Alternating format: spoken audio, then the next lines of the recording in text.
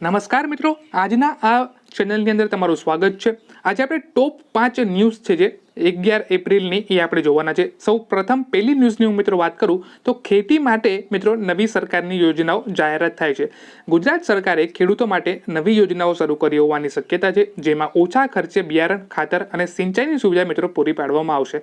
ખાસ કરીને હું ગુજરાતની મિત્રો વાત કરું તો જે પણ નાના ખેડૂતો છે, જેમ કે એની પાસે 2 કે 4 વીઘા મિત્રો જમીન હોય, એ નાના ખેડૂતોને સરકાર જે છે એ ફૂલ સપોર્ટ કરવા મિત્રો જઈ રહી છે। પાક વીમા યોજનામાં સુધારો મિત્રો થાય છે। પ્રધાનમંત્રી ફસલ વીમા યોજના હેઠળ ગુજરાતના ખેડૂતો માટે વધુ સરળ અને ઝડપી વળતરની પ્રક્રિયા થઈ શકે છે।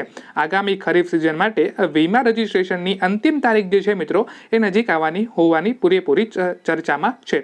કૃષિ બજારમાં મિત્રો ભાવમાં વધારો થાય છે। ગુજરાત કૃષિ બજારોમાં પાકની વાત કરું તો જેમ કે કપાસ છે, મગફળી છે, ઘઉં છે જેવા પાકોમાં ભાવ વધારાની પૂરેપૂરી સંભાવના અહીં આપણે આ મહિને એપ્રિલના મહિને જોવાની છે મિત્રો। આનાથી ખેડૂતો તેમના ઉત્પાદન જે પણ કરેલું હોય તેમને સારામાં સારો નફો મળે। ઘણીવાર કેવું થાય છે ને કે ખેડૂતો જે છે એ પૂરેપૂરી મહેનત કરે છે, કુદરતી આફત પણ નથી આવતી, પણ છેલ્લે એ ભાવમાં જ મિત્રો અટકી જતા હોય છે। તો કમેન્ટ કરીને મિત્રો જરૂરથી જણાવજો કે આ ગુજરાત સરકારે જે છે એ ખેડૂતોને ભાવ વધારો કરવો જોઈએ કે ના કરવો જોઈએ મિત્રો।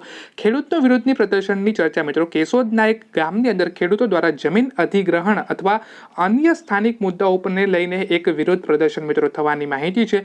ખેડૂતો તેમની માંગણીને આ મોટી સરકાર જે છે તેની સાથે ચર્ચા કરવા માટે પણ મિત્રો તૈયાર છે।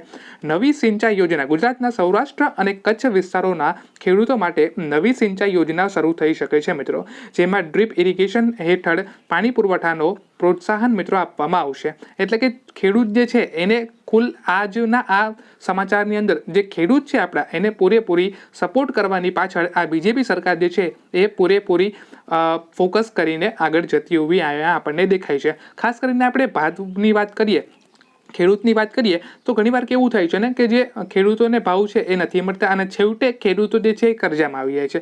કરજામાં આવવાના 2 મુખ્ય કારણ છે। પેલું કે એને ભાવ જ નથી મળતા। ધારો કે હું ખેડૂત છું અને મેં 50,000નું વાવેતર કરેલું છે તો મને વળતરમાં 70 કે 80,000 રૂપિયા જ મળે છે મિત્રો। તો 20,000 રૂપિયા 3 મહિનામાં કે 4 મહિનામાં મને જો મળતા હોય તો આના કરતાં તો નોકરી કરવી સારી, કાં તો મજૂરી કરવી મિત્રો સારી, એવું પણ આપણે કહી શકીએ છીએ મિત્રો। તો બસ આજના વિડીયોમાં આટલું જ મિત્રો। કાલના જે ટોપ ખાસ સમાચાર છે મિત્રો એ મોદી સરકાર દ્વારા આપવામાં આવે છે, તો એના ઉપર એક ખાસ વિડીયો મિત્રો બનાવવાનો છે।